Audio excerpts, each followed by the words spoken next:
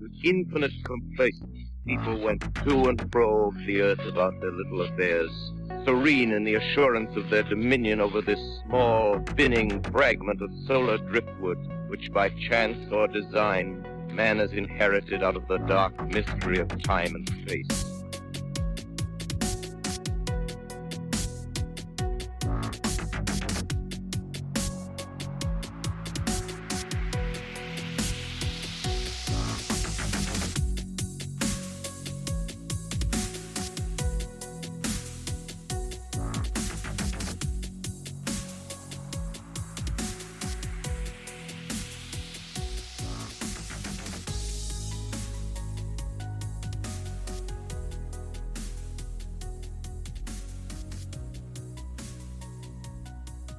What if monsters and entities really do exist? What if all the encounters reported on podcasts like Into the Fray are true? What happens when they creep into our world from other dimensions?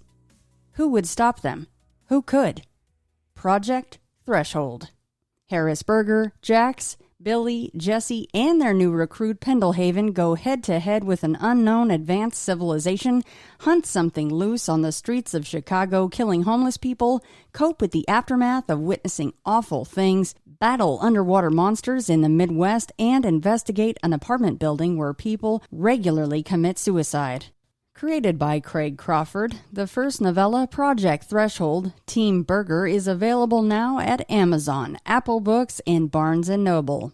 Another novella will release each month for the rest of the year. You can discover more at projectthreshold.com or by going to Amazon and searching Project Threshold Team Burger. That's Berger.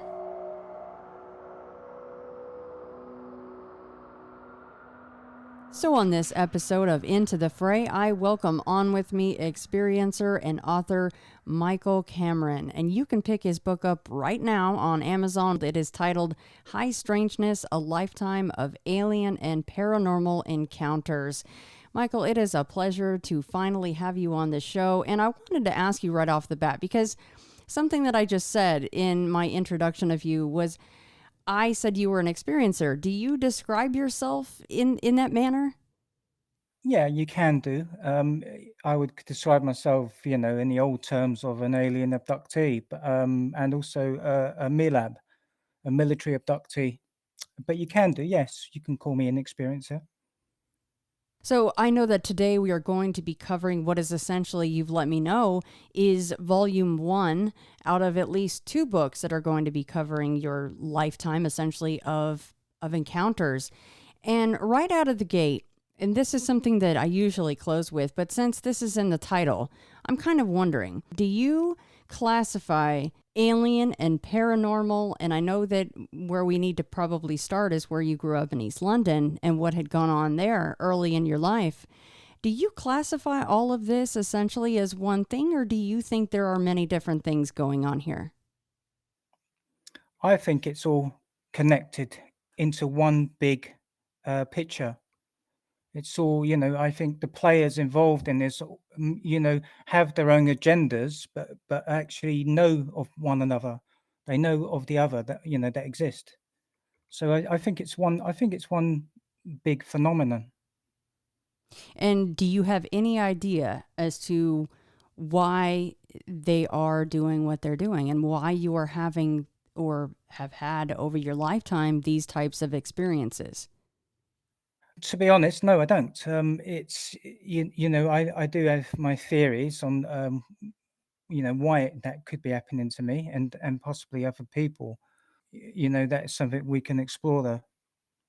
Yeah, so let's start as much at the beginning as you would like to. And because a lot of times when I speak to people that have these lifetimes essentially of different things that have gone on, and by the way, as you well know, a lot of people have this running the gamut of experiences. So I do want to start from the beginning as much as you would like to. And how and when did it all begin for you? Well, as you said, I was born in London, in the East End of London, which is actually the location of the infamous Jack the Ripper. I actually lived in that location, the very location where he, committed most of his murders. I was actually brought up, raised in a strict Roman Catholic family and environment, and I lived actually in a what would be the school grounds of a Roman Catholic school, a junior school. I lived in a school house. My dad was the schoolkeeper or caretaker of the school itself.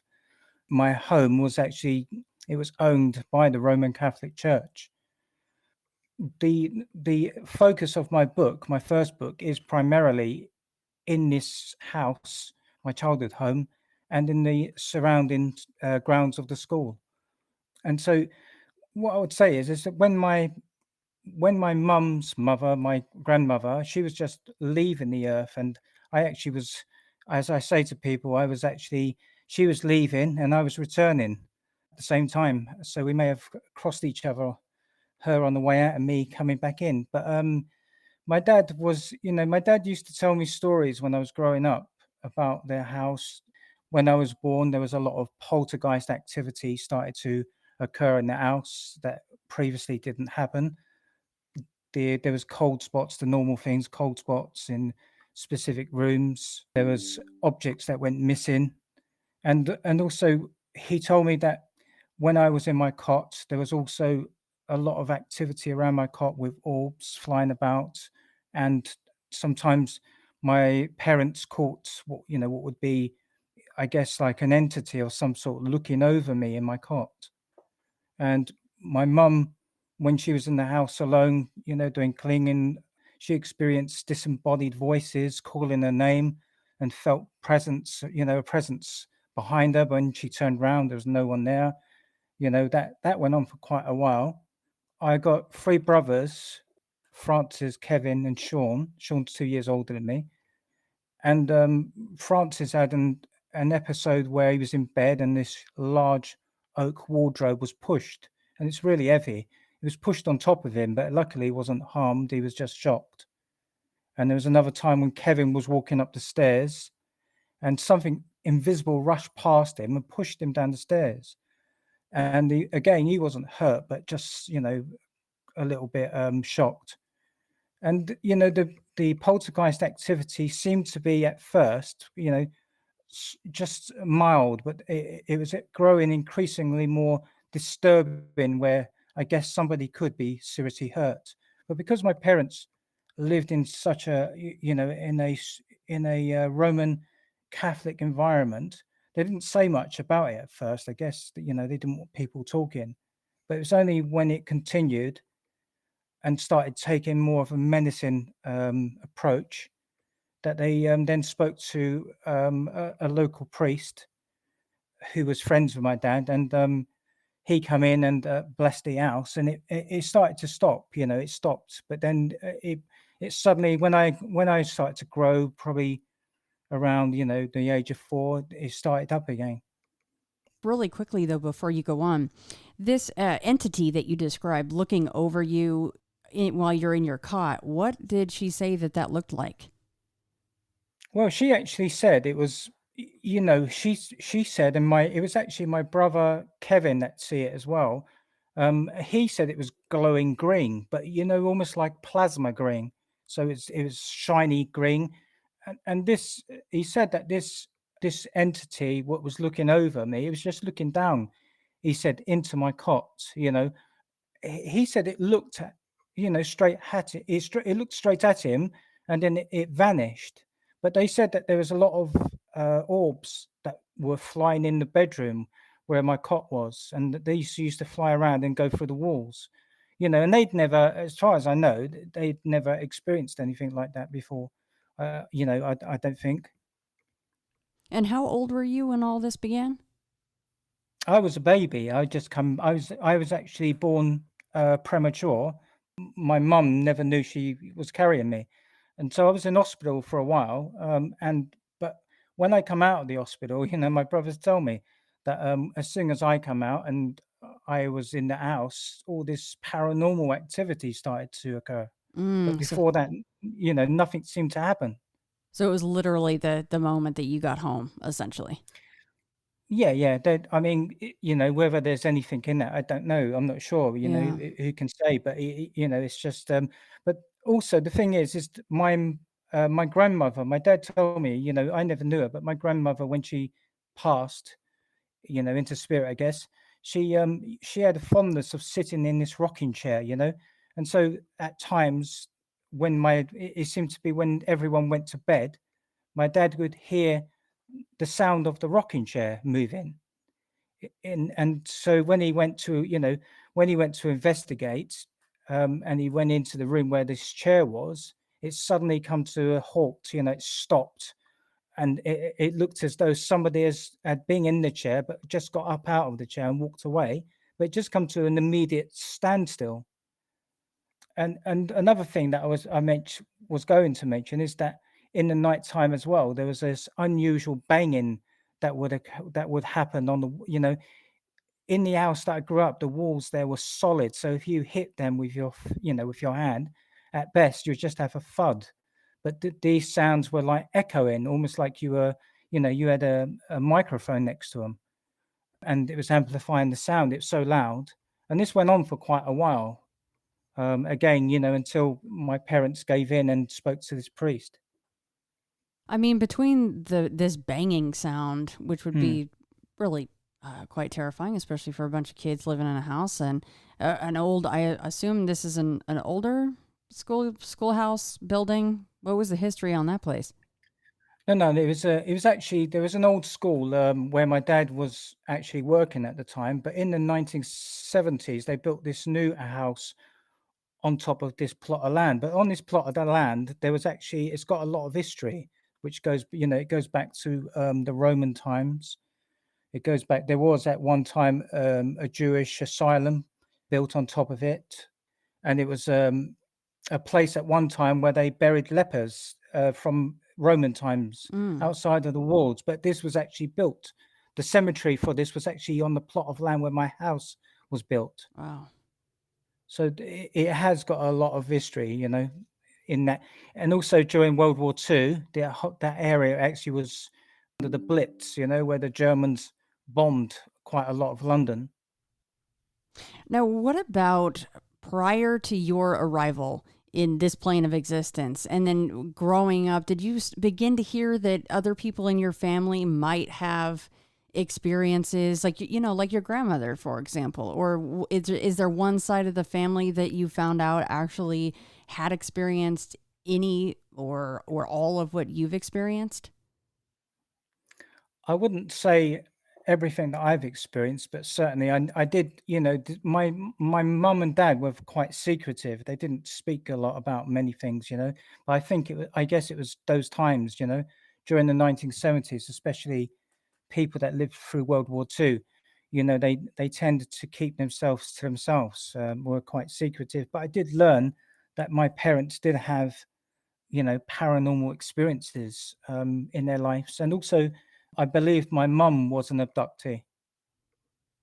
So your mom was an abductee, and then what other types of experiences would they speak about? Well, my dad, before he met my mum, he lived in digs in London. He was in the Royal Air Force. He said he would be woken up every night by what would be a grey figure, what he would describe as a floating grey figure, which was a female, which would, pull the bedclothes off of the bed and keep waking him up.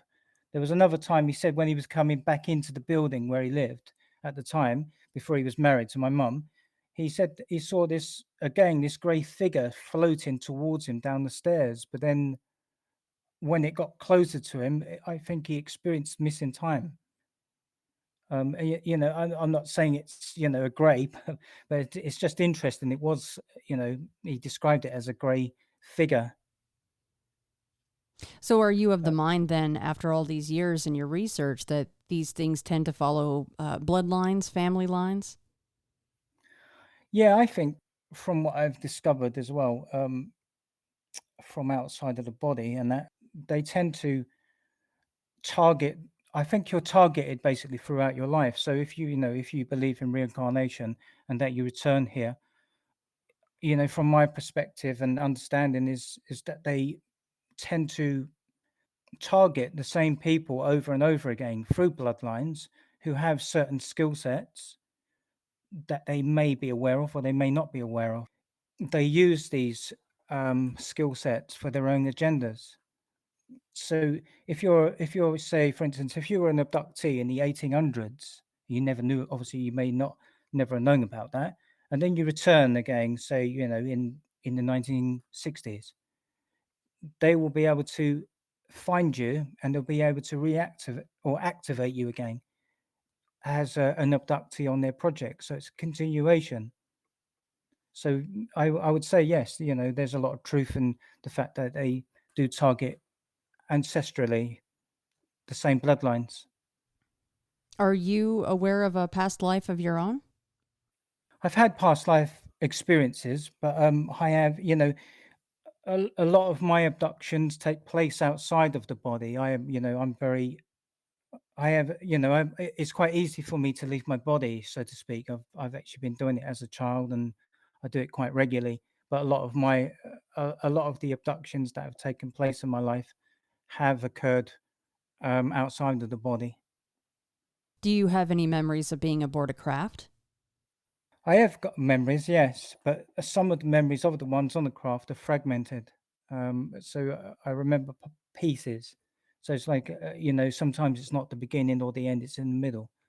And that's something I'm going to explore in much more detail in next year, probably through regressive hypnosis. Are you slightly nervous or worried about what may come up during that hypnosis? Yeah, I guess so. I think it's that part of it always is always with you. What you're likely to see or experience, because you don't really know. But I do know. With the fragmented memories, that is what mostly causes trauma in abductees. So I know that in the book, of course, you talk about interactions with non-terrestrial beings.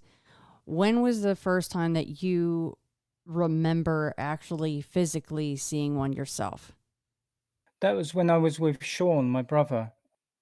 We well, the thing is, first of all, I it was me that I don't know about Sean if he had experiences all the time. I did have two experiences with Sean, and a lot of experiences that I had were taking place in the same room as Sean, but he was often in the deep sleep, and I could never wake him up when my abductions or interactions with the Greys, so to speak, was taking place.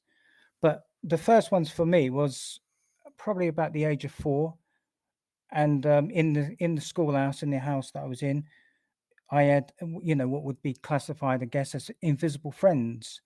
And that, at one time I would go into, as an example, I'd go upstairs into my bedroom, and I would have a man and a man and a woman, a male and a female, appear.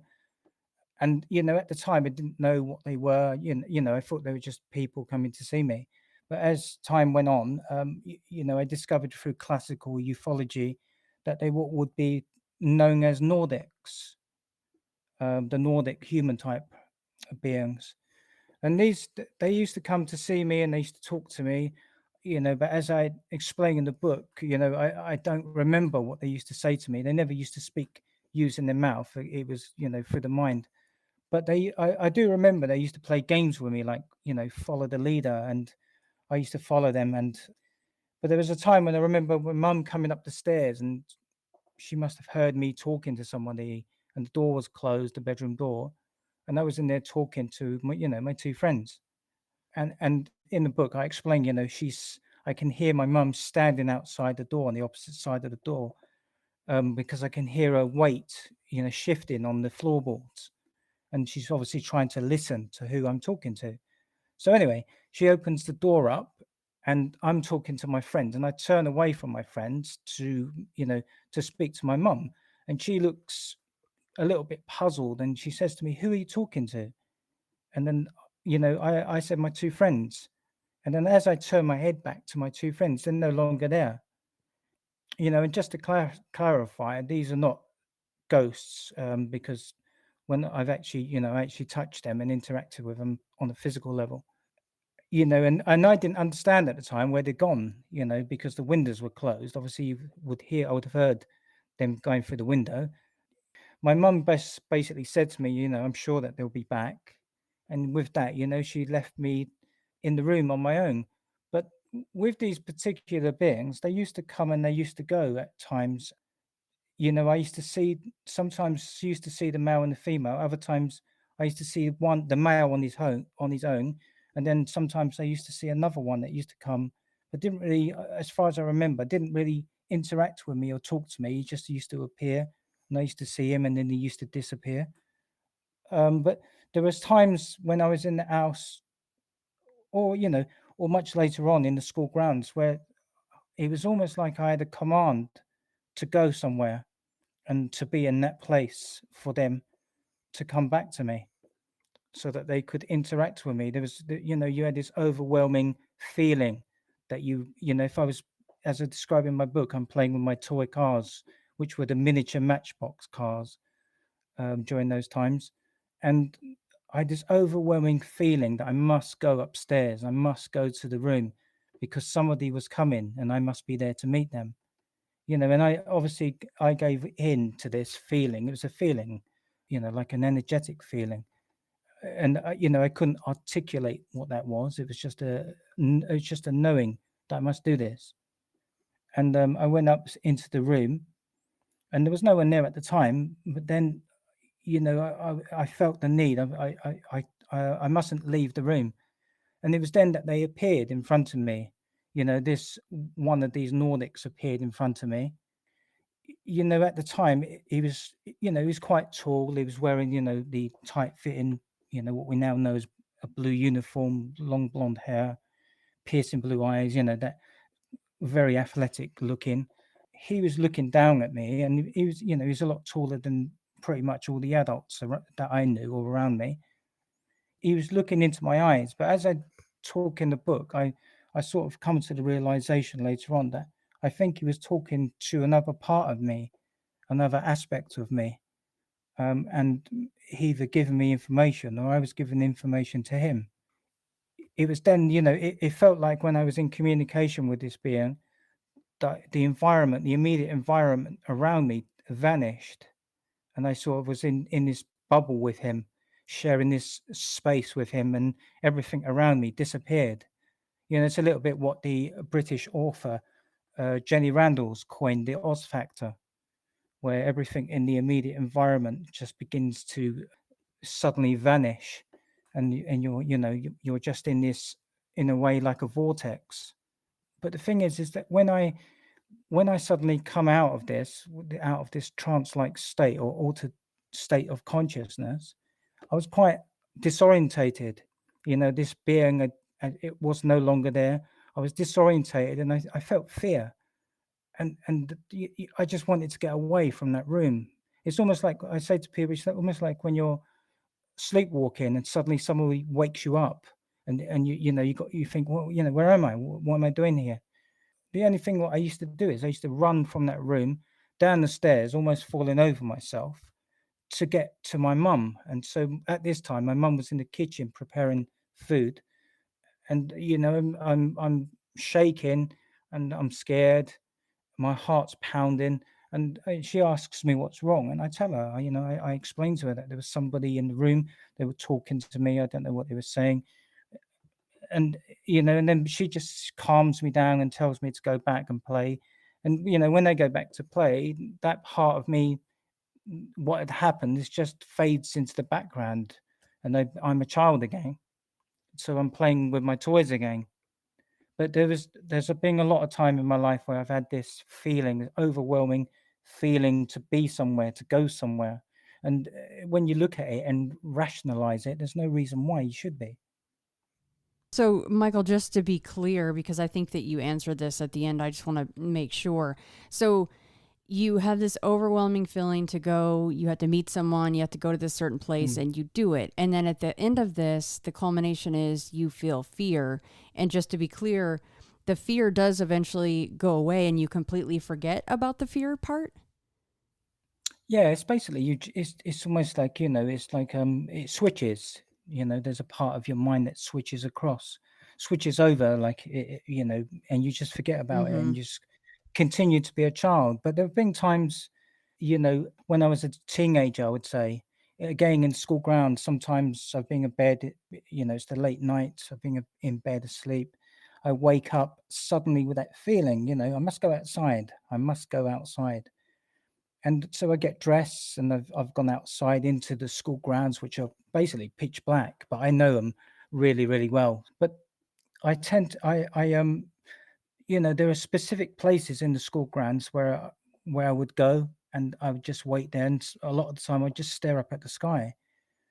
This could be in the early hours of the morning, between, something like 3 o'clock in the morning, 5 o'clock in the morning. But I always tended to go to the same places, but there was also other places in the school grounds where I, I had a lot of fear to go to them places. And also in the school itself, there was a lot of times when I was in the school and I would run past certain places, or I'd have to have the lights on, I would be shaking, I would have, I guess, what we now know to be panic attacks. So if occasionally there was trepidation to go to these places, even though you had the calling to do so, did you ever try to ignore this feeling or fight this feeling and not go? No, not really. No. That's It was, fascinating. And it's almost unfortunate then that, did they skip a step? Did they just choose not to do it? It seems like they could take the fear away if they wanted to. I think what happens is, though, sometimes, I think, as an example, sometimes when you see, a UFO or UAP, and you're looking at it as an abductee, and then you're looking at it, and then you see it moving away from you. I think sometimes the abduction's already taken place. So they've taken you, you've returned you, but you just don't remember that part. So so then in this case, this example is you had a UFO sighting. That's what your brain is telling you. I don't remember seeing anything. I do, I have seen lights in the sky when I've been out in the in the nighttime when these things have happened. But I can't put my hand on my heart and say to you that's what it was. It could have been anything. But most certainly it is. It is odd that I was often led in a way to this particular place. And this particular spot, by the way, is a spot where me and Sean encountered what would be now termed a daylight disc. So your other two brothers, they didn't really experience things. It was mostly you and Sean? No, I don't remember. I mean, Francis, or Frank as he likes to be called, he's very academic, very, very smart, a highly intelligent man, very, nuts and bolts. But as far as I know, he didn't. And Kevin, apart from the wardrobe toppling over on him, I would say the only thing that they did experience much later on in their lives, but which included the whole family, was paranormal experiences involving, again, disembodied voices or buzzing sounds. There was a particular buzzing sound that it seemed to single out all of us when we were on our own in the house at specific times, and it would come and go. Sometimes it would be there for a few months, then vanish, then return. And each one of us in the family, we experienced this. In the beginning, we thought it was, like a fly very close to your ear, but it was so loud, it would just be around where your ear is or the back of your head. And then when you turn around, there was nothing there. You searched the room. There's obviously, because your left brain is trying to reason what it is. You're trying to eliminate what it could be. This happened to every single person in the house, and it went on for quite a long time. But again, there was times when it vanished and then it returned, the same sound, and it would target us when we were alone in a room. It would never be there at the same time. If there was 2 people, 3 people there, it would wait until there was one of us alone, and then it would basically come close to us and be so loud, and then you just turn around. But when you turn around, it was almost like there was something there. When you have that feeling you're being watched. It was that type of feeling. But when you turned around, there's nothing there. But your eyes are, in a way, your eyes are searching for something that's there, but you just can't see it. Each of my brothers and my mum and dad experienced this more than once in the house. But again, when they were on their own, when they were isolated. But we never found out what it was, and it just vanished after a while. It never returned until my dad passed. When my dad passed, this buzzing sound returned. What's your best guess on why that is? To be honest, I don't really know. It could be, just maybe it's something that is activated within the house or within the history of the house. Or maybe at a time of great sadness and stress. Well, I guess that would be a question then to ask you if you would remember when the buzzing was going on prior. Was there a Yeah. time of anxiety or stress or fighting in the house, anything like that? No, I wouldn't say so. No. No, not really. No, not at the time. Not when it first started to happen. No. I do wonder, and this is not something that you're probably going to be able to answer, because I would assume that they have this all planned out. But when you describe, you have this calling to go, let's just give the example of go into this certain room or go upstairs or whatever, and they've quote unquote turned you off, right? And you're in that bubble. I wonder if your mom or your dad or one of your brothers walked into that room while you were turned off. What would they see? Now, obviously, you've experienced that with Sean. You would go and essentially one could not awaken the other. But has one of your parents ever walked in while you were quote unquote turned off? Well, I don't know about my dad. I did have an experience where I was being abducted whilst my mum was in the same room as me, and she did see certain things, and she wasn't able to do anything, and she heard a voice telling her to go back to sleep and leave it alone. Oh, wow. And that was basically a little while after my dad had passed. I used to go. My mum basically, when my dad had passed, she had two single beds in the room, and in the nighttime, I used to go up into the bedroom and I used to talk to her, about the day, and sometimes bring her up hot milk so she could relax. And I used to sit on this other bed at the rear of her bed, and this on this particular night, it was it was a hot summer's night, and I was laying down on the bed, and basically I saw this bright light appear just above the rooftop of the house. I felt my head was, it was I felt a buzzing sound. I heard a buzzing sound in my head that was so loud that I could hardly hear the radio, and my head was throbbing. And it was then, I felt this weight on my body, and I actually lifted. I started to levitate off the bed, and I was lifted up, floated up on the bed. And my at the time, I didn't call out or anything to my mum. She was awake. In my head, there was actually a radiator there, a metal radiator on what would be my right hand side, and I was holding on to it, and I was trying to push myself back down onto the bed. I was actually saying in my head, whoever's responsible for this, I'm not ready. I'm not ready. Let me go, or stop this. And it was then when that happened, the light went from the top of the roof, and then my body slammed down onto the bed. And at the time, I felt my heart beating really fast, and I actually was really, really sweating then. Not because it was hot, but because it felt like I was on fire. When I slammed down onto the bed, the first thing once I was able to compose myself was to get up off the bed and get to the window and see where that light was, what it was. But when I got to the window, there was nothing there. It was just pitch black, pitch dark. I then walked back over to the bed and lay down, and for a while, obviously, I stayed awake. Gradually, I must have fell asleep. I didn't say nothing to mum, but it was only it was the next day, really. Sometime during the day, that I asked my mum, mum, did you hear anything? Did you see anything last night? And she told me she saw the light above the house. She saw this bright light above the house, and she felt that she was paralyzed. She wasn't able to move, but she could see me basically floating up on the bed.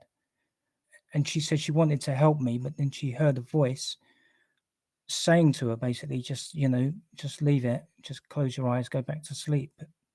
And that's, and and that's all I remember of that. But but it was actually quite scary at the time. Yeah, to say the least. I mean, honestly, Michael, it's so dark, it's so intrusive, and it's such a trespass what you just described. I mean, for your mother to be told while her child is essentially being abducted, taken, is go back to sleep and leave it alone. That's Yeah. a bunch of horse manure to me. I'm going. That is so wrong. I mean, how old were you when that event occurred? I mean, I was a teenager then, but it was actually, I would have been 16 then, I mean, still terrifying. 16. That doesn't diminish And the I, the activity there. It's just that is such a trespass. I mean, I had an experience. I mean, this is not mentioned in book one, but I will probably put it in book two if it's okay to talk about it. Absolutely. Which was very similar with my brother Francis. I was at the time living in a different location. And as I explain in the book, one of the things I didn't understand at the time, that this phenomena follows you.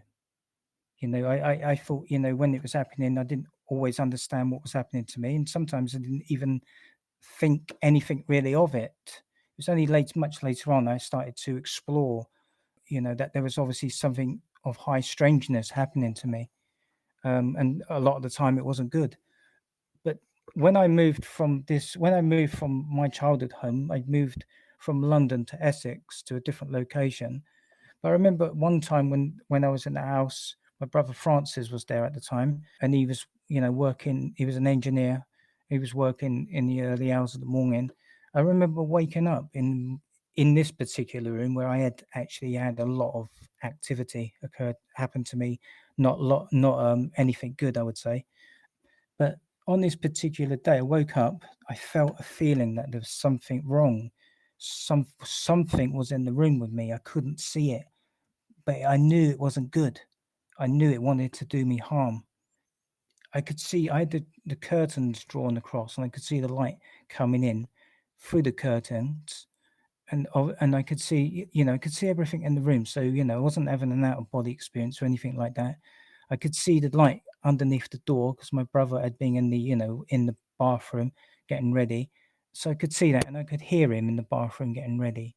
It was then that something come close to the bed when I was laying there, and the next thing that I know is I have a hand around my throat, and it's trying to strangle me. And I'm looking, I can touch it, I can feel its hand, but I can't see it. So I'm touching its hand, and it's got claws, and it's got it around my throat, and it's clawing at my throat, and I can feel it sort of, almost its face leaning into me, with a feeling of, indifference. And I'm trying to call out to Francis, who's just literally behind that door in the bathroom, and I'm choking, I'm coughing, I can't breathe, and I'm just thinking at the time, this is it. I'm going to be dead. This thing's trying to kill me. And it was then that I heard Francis outside the bedroom door, like he was going to come in. He must have heard me, or heard a commotion. And then it was, I was really terrified at the time. It's, when you can't see it, sometimes that's worse. I felt I'm not gonna live through this. This thing's actually gonna kill me. I could feel it trying to squeeze my windpipe in. Anyway, at some point in between that, it just suddenly went. And when it went, I was holding my throat. I got up. I was coughing on the floor. I couldn't breathe. My heart was going. I was I was really panicked. I just wanted to get away, and I literally got out of the room as fast as I could. But then it was only when my brother returned from work, and I spoke to him about this, and I said, "Was you outside the door?" And he said, "Yes." He said, "I heard this commotion in your room." And he said, "I was coming in to see what was happening." And I said, "Well, why didn't you then?" And he said, "When I touched the handle and I was about to open the door, I felt I should just leave it. That's none of my business." Mm. And he said, "Then I just left it, and I walked away, and I didn't think nothing of it, and I went to work." But you see, that's similar, isn't it? Oh, that's quite the You repeating know, theme there. yeah. And again, it was again. So whatever was doing that to me didn't want to be disturbed. So the thing with the claws, I mean, I know you didn't see it, but after researching and, I'm sure talking to other people, what do they have to do with the Nordics, who seemed, at least for the most part, much more benign? Well, I've questioned this over the years, and I've mentioned this on another podcast, and and I don't know if it's, I don't really know what to make of it. But on one hand, I felt that the Nordics they were benevolent. They come to me to, to maybe to help me, to teach me. But on the other hand, I often question, why is it that I was always running away from when they disappeared? What had happened in between the times that I don't remember with that interaction with them, and it makes me wonder sometimes, if they were working with the Greys in some way. Mm. Maybe they were preparing me for the Greys. But on the flip side of the coin, because I don't know, I'm only speculating, is maybe the Greys pushed them out of the way when it was their turn to come. I don't really know, but I do know there was a lot of fear involved with my communications and interactions with the Nordics. But, I do take into account also, though, sometimes it could also be your own fear of something that you don't understand as a child. Mm. So it could be that, but most certainly though, with the communications I had with them, I did have missing time, because when I went into the trance-like altered states, and I said, that it felt like I was, the immediate environment just vanished and we were just there together. It felt like in some ways we were somewhere else. They had gone. When they'd left, I'd suddenly snapped out of this state. But then what happened in between that? What took place in that space of time that I don't remember? Because something did, but something often caused me to be afraid, and not just afraid, but in sheer panic and running from this location, that needing to get away from something I didn't understand, and maybe it's something that did do something to me, but I just don't remember. Michael, forgive this likely very cliche question, but I feel like I should probably ask it. And that is, have you ever found or have you ever had any physical markings, or do you think that you have any implants? I do have markings on my body. I have on my left thigh, I have literally a burn mark there, which was that happened again in a different location when I'm a different age. I was coming out of work one night. So I had actually been out. So I worked in the restaurant at the time, and I went out and with the manager and a few of the chefs. You know, I was walking home on this particular night. Nothing, as far as I know, towards happened.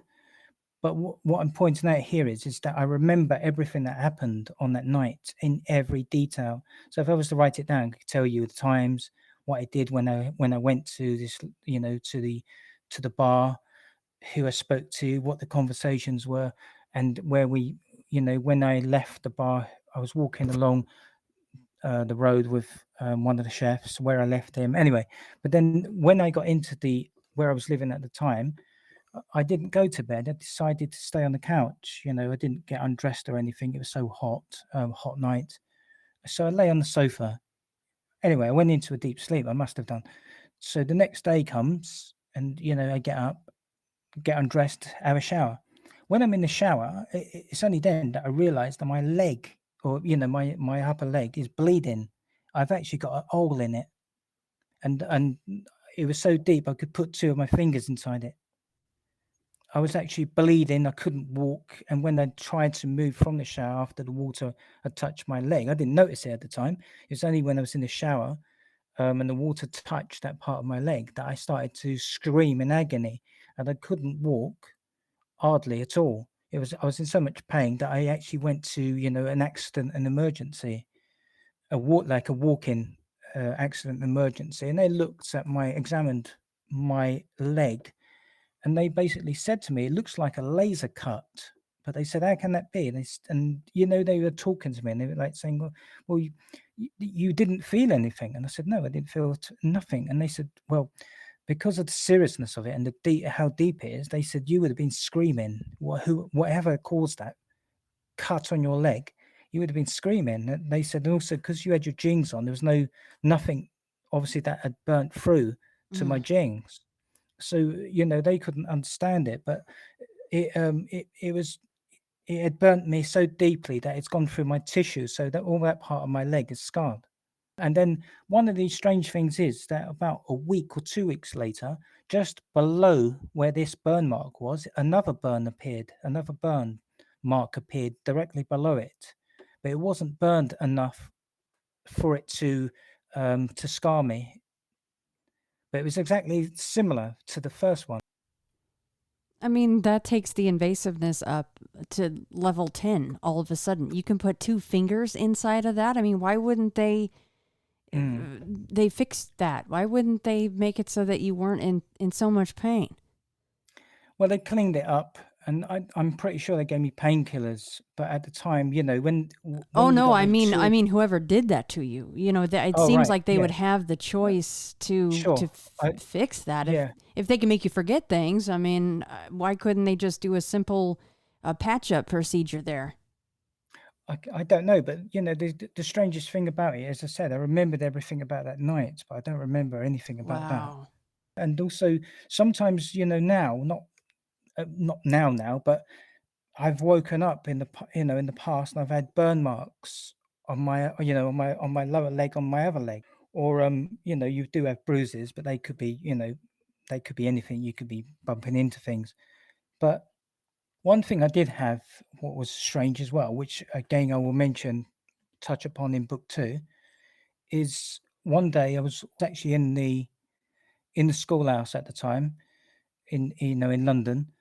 I was standing at the sink or the wash hand basin having a wash, and then I was going to brush my teeth, and some small, very tiny object fell from my mouth into the wash hand basin. And when I looked at it, it was a very, very, very tiny metallic square object. It was literally, a perfect square. And when I looked at it much more carefully, and obviously I did examine it under a microscope, but when I looked at it much more closely, it had little wires on it, little tiny wires, and it had symbols. What did the symbols look like? If you can relate it to something. I would say it's just what it looked like. It's basically, I guess, what you'd find in a computer nowadays, on circuit boards or something like that. Mm. But what I did, but the strange thing is, there was no bleeding or anything in my mouth, and it wasn't there the night before. God knows where it come from, but it just literally fell out. I mean, I had the plug in the sink, luckily, otherwise it would have gone down the sink. But what I did is I actually went to a local ufologist who lived in the area. I went to his place, and he had better equipment. He was able to examine it. I told him briefly what had happened. I told him a little bit about my background, that I'd had these experiences since a child, and what did he make of it? And he looked at it, and he did agree with me under a much more stronger magnifying glass that there were wires in it, and it was a perfect square. No, it was rounded. It was a round square, so to speak. Perfect square, miniature square, and it had symbols on it. And he said that, and he couldn't understand how it got in my mouth, why it fell out, what its purpose was. He then said to me that he would send it to somebody in what would be the Ministry of Defence in the UK, somebody in the military who he knew, who would be able to examine it more and maybe give some more information. But it was only when I left him, and maybe 2 or 3 weeks went past, I'd not heard anything from him. So I contacted him, and he basically told me that the object had never been returned, and the person he gave it to had been taken from his post, Oh, and he wasn't able to speak to him no more. that's a shame. Would that have at that time? Would that have been too early for Nick Pope to have been in at that time? Um, Maybe he was coming in at that time. I wonder what it's the timing is. yeah, it's possible. I'd have to think about what that date was. Yes, it's possible. You should say that. You're the first person to say that, funny enough. But yeah, that's quite interesting. Michael, you know So what? that, You know what this reminds me of is, when you talk about apports or things manifesting in people's mouths, it sounds like hmm, it in demonic cases, right? That happens quite often. yeah, yeah. I've had experiences with demonic entities quite a lot, actually, in my time. And with the infamous shadow people, there's experience. I don't want to talk about this particular experience that I had over a period of time in a different location because it involved rape, and I have a lot of trauma involved with that at the moment. But this was again shadow people. That's why when, like in the beginning, when I said, is all this connected? And that's why it really frustrates me and ticks me off because of what you just said.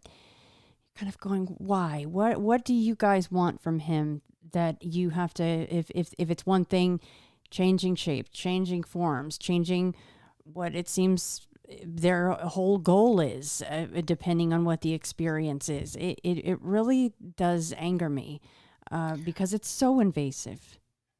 I mean, I did have people ask me, another podcast, Michael, have you had positive experiences? I've had positive experiences as well, but unfortunately, the overall experiences that I've had have not been very nice. Right. From the perspective of, as I say to people, the abduction program seems to be, it targets you as as an infant, as a child, as a teenager, as a young adult, as a mature adult, and most certainly the phenomena or those responsible for the abductions or are they tend to be in your life literally until you leave the earth.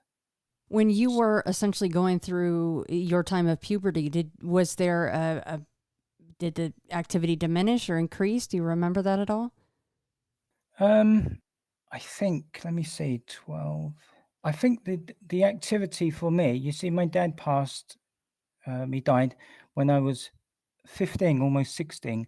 But after he passed, a lot more activity did occur to me, did happen. So, through the grieving process, a lot of activity occurred around that time as well for Right. me, which involved the Greys and the United States military, the U.S. Air Force at the time. I didn't know who they were, but at the time, later on, I come to the understanding of who it was I encountered in the same room as the Greys whilst they were performing an operation on me.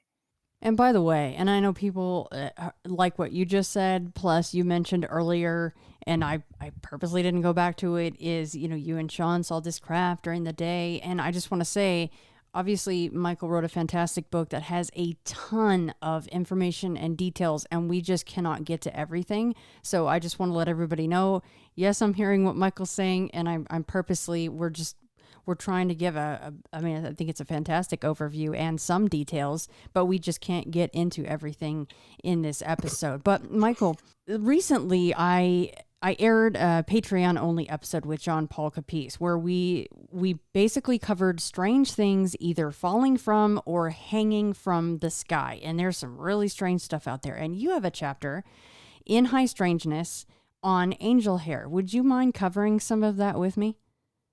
Yeah, sure. I mean, I remember this particular day. It was a hot summer's day. I'd actually, at the time, I was enjoying a cold glass of sherbet, lemonade.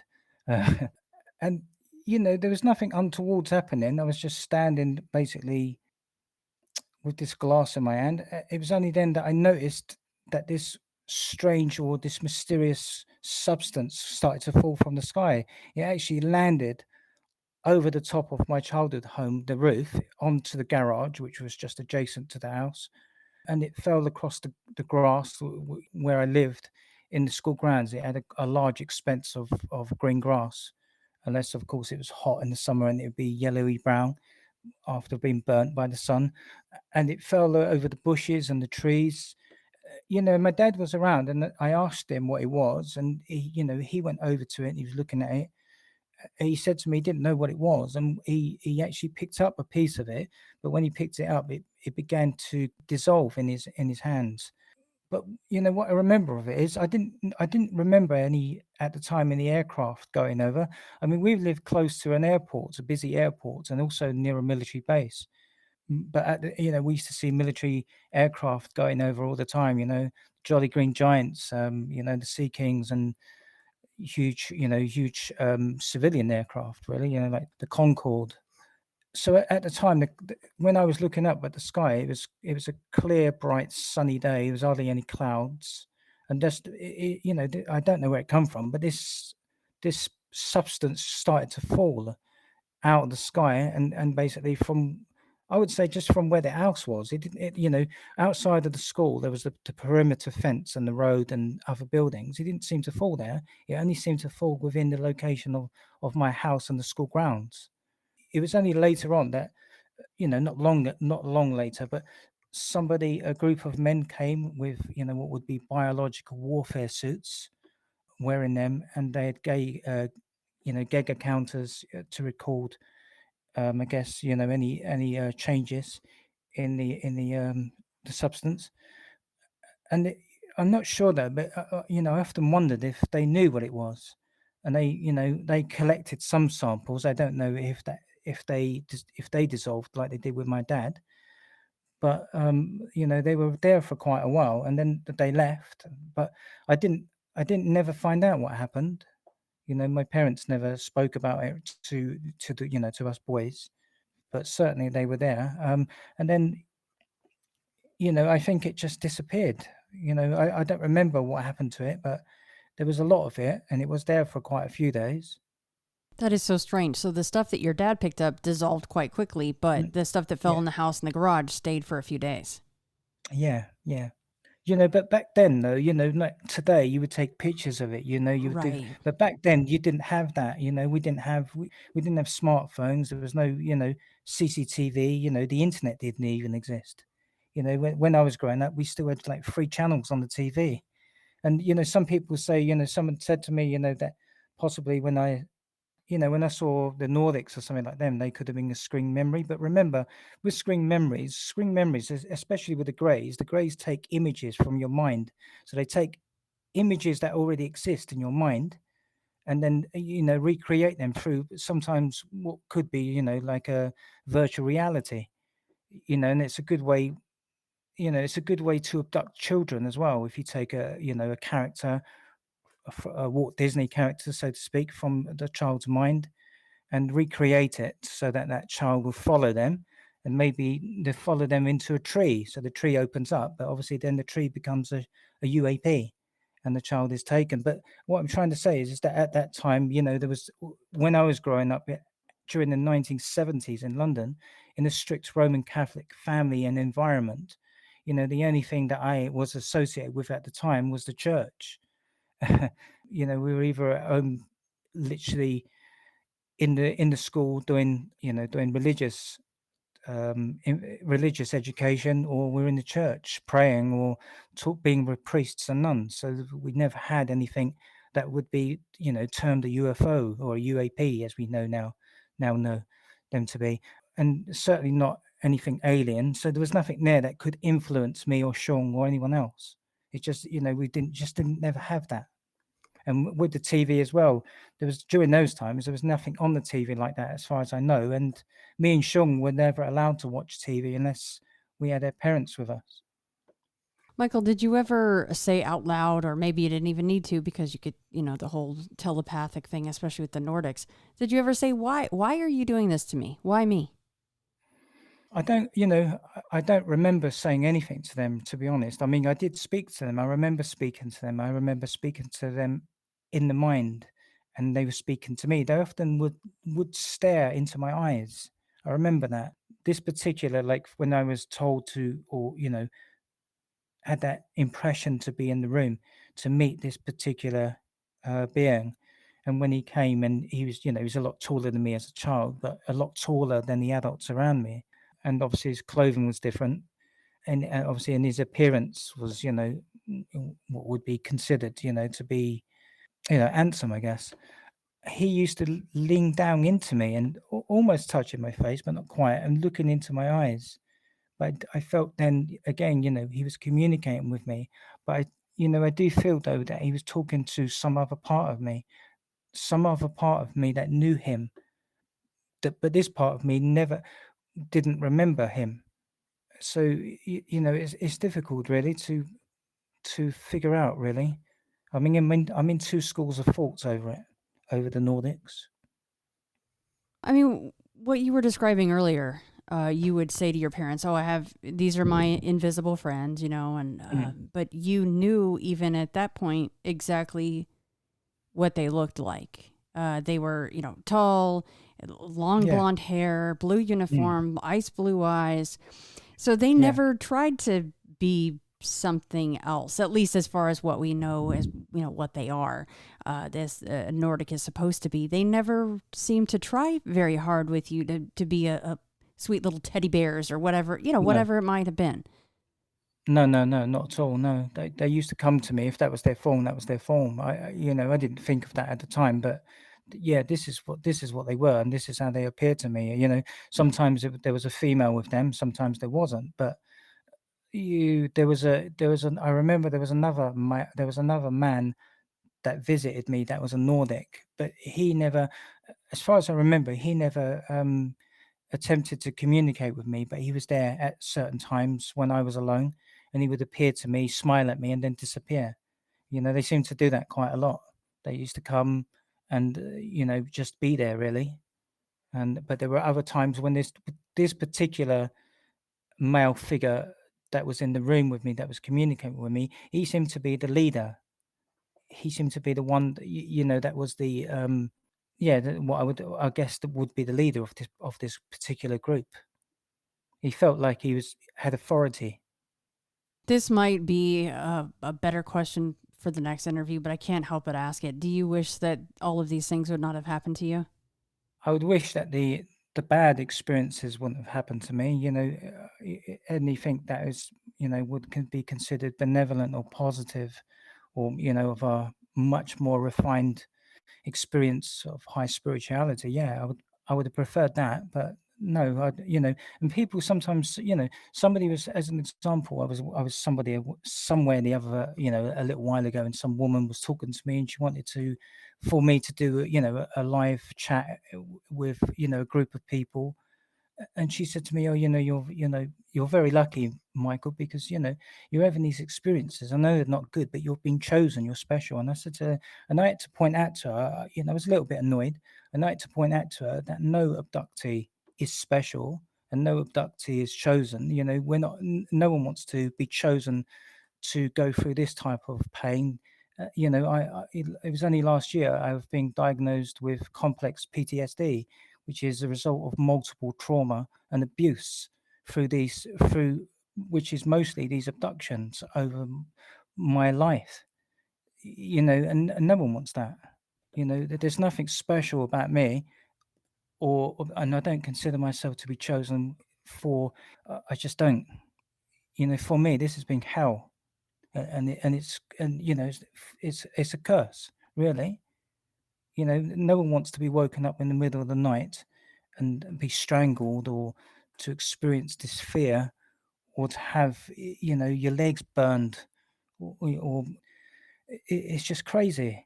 The mental health side of it, and the PTSD is something that I talk a lot more about now, because I think it's something that needs to be recognized, especially by healthcare professionals. There's so many of us in these communities that that have these. I know we got groups now and everything, but you're suffering in silence, really. There's still nowhere to go with it, really.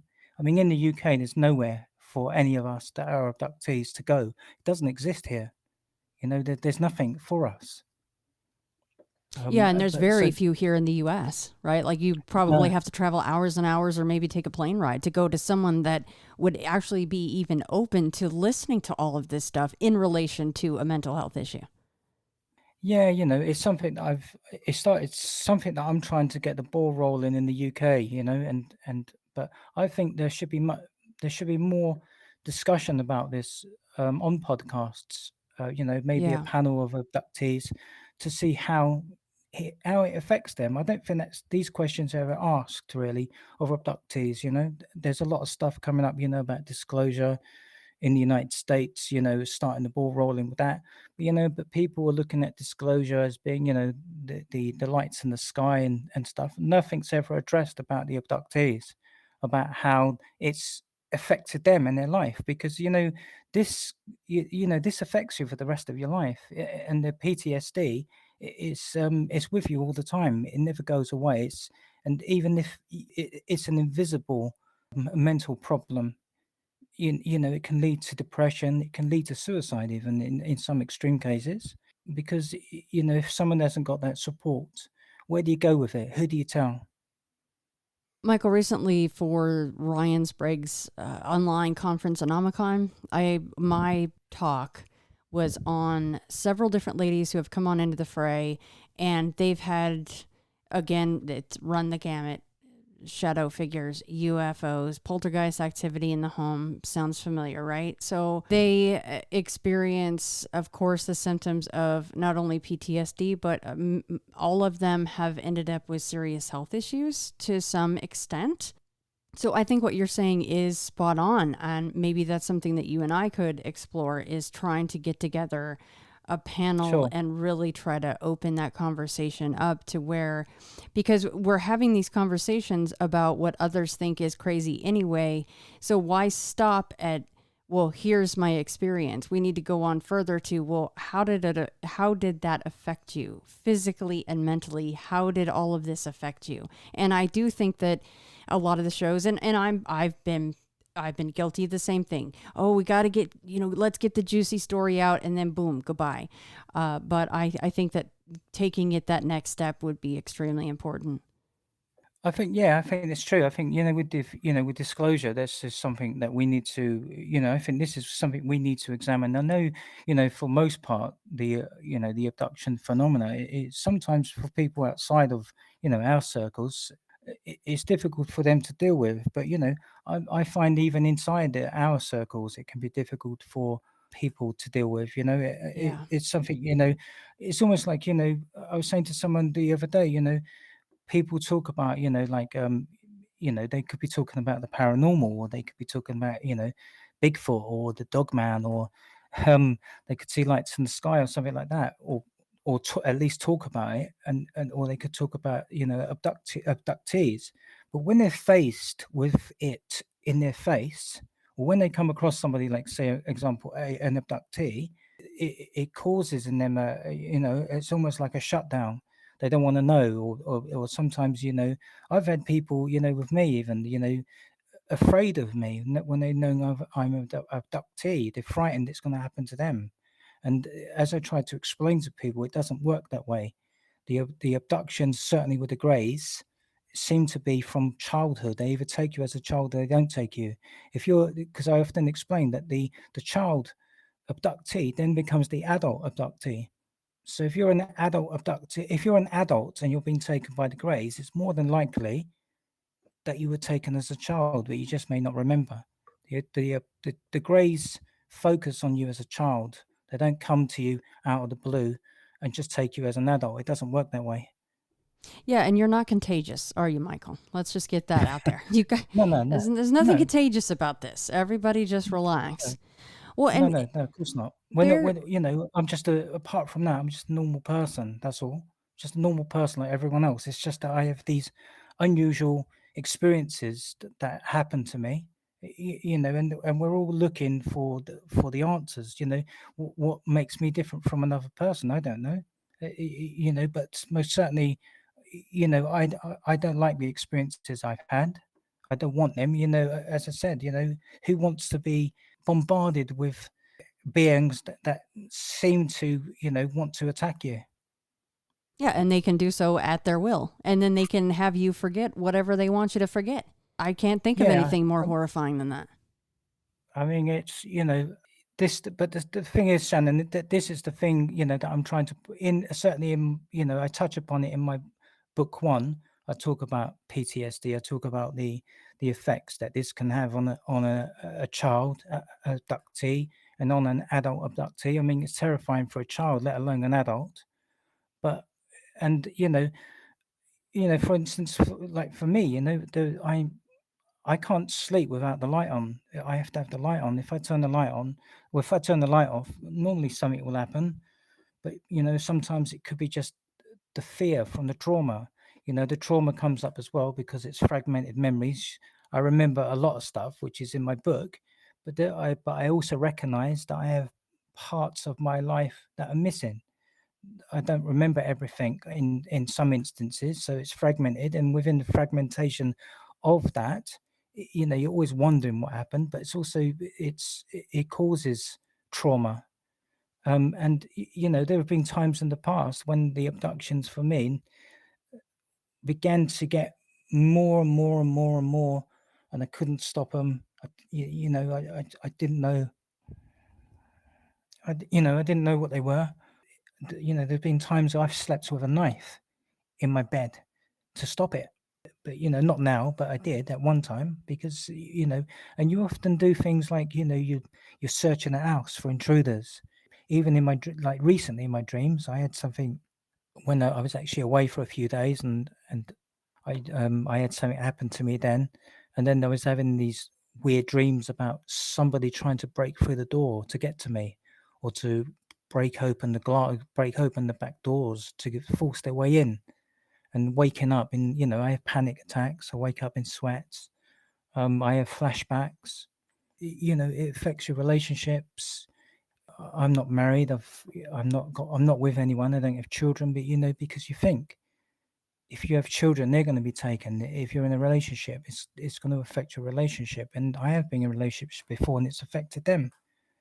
And it's just it just goes on and on and on. But I mean, when I wrote my book, I hope one of the reasons I wrote it is because I wanted to reach out to other people, and as I go forward, to help them as well, to help them understand that they're not alone. That there's others like us out there, and we're all trying to help each other.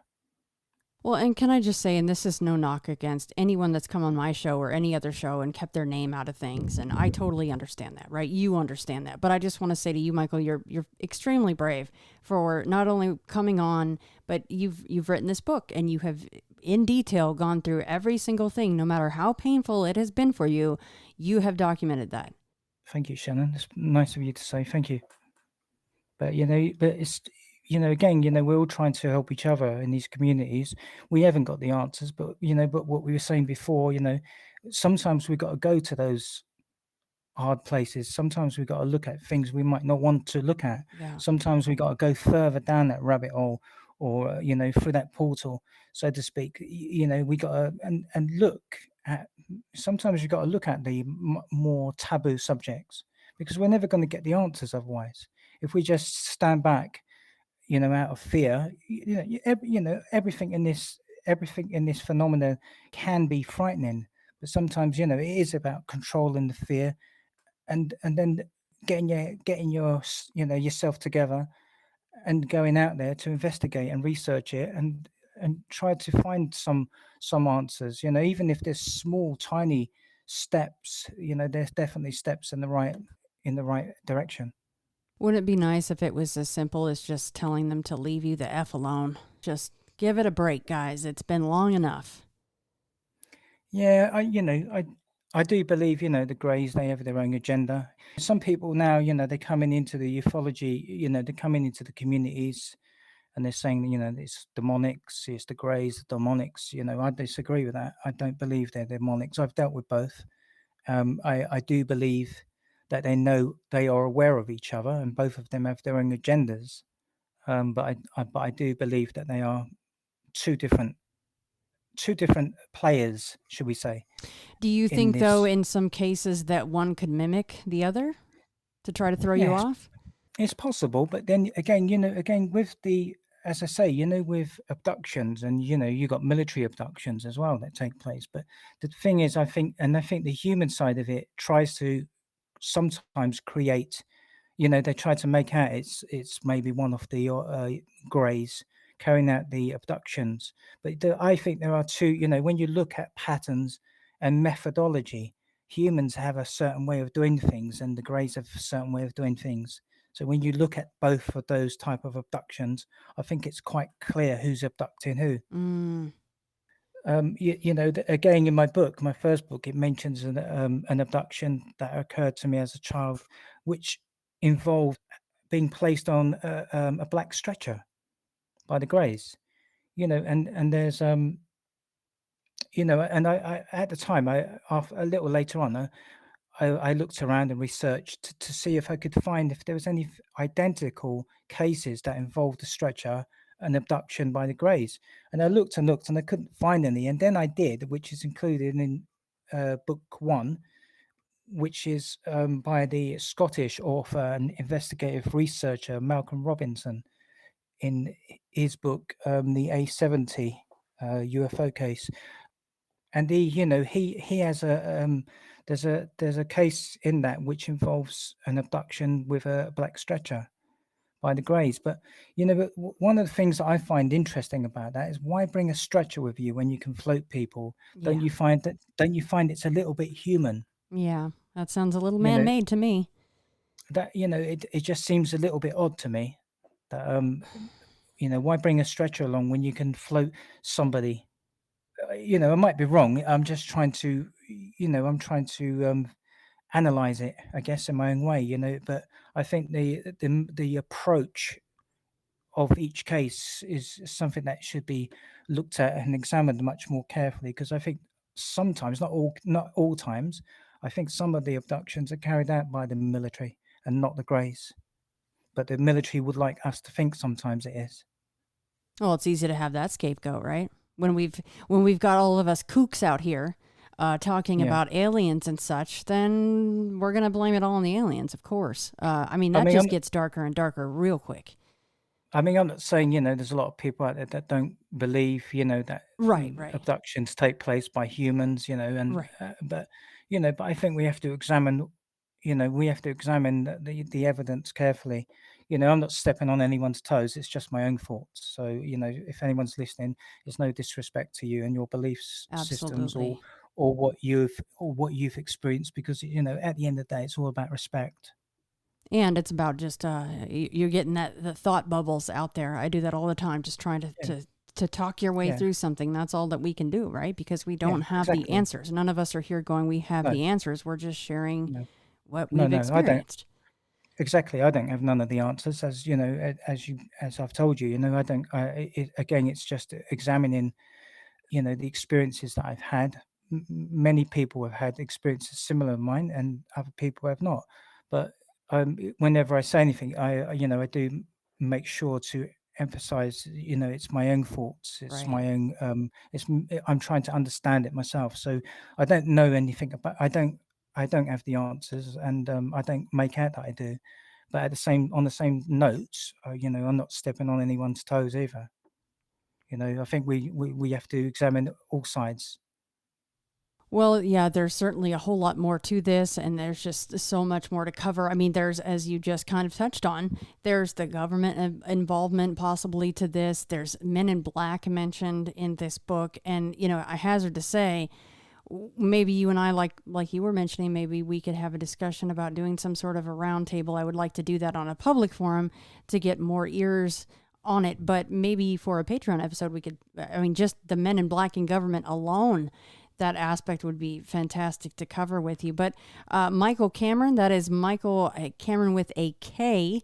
Thank you so much for joining me. Let everybody know where to find the book, High Strangeness, A Lifetime of Alien and Paranormal Encounters. And of course, if you want people to get in touch, where to find you.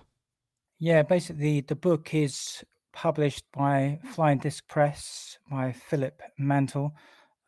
You're able to purchase it on Amazon at the moment in paperback form, hardcover. It's audio, and it's on Kindle. If anyone wants to contact me, you can contact me by my email address, which is michaelcameron2022@gmail.com, or you can contact me or friend me on Facebook Messenger. You'll find me on there under Michael Cameron. At some point in the future, I will be creating an author's page, so I'd have a lot of information up there as well, where you can contact me. But thank you, Shannon, for allowing me to come on and speak.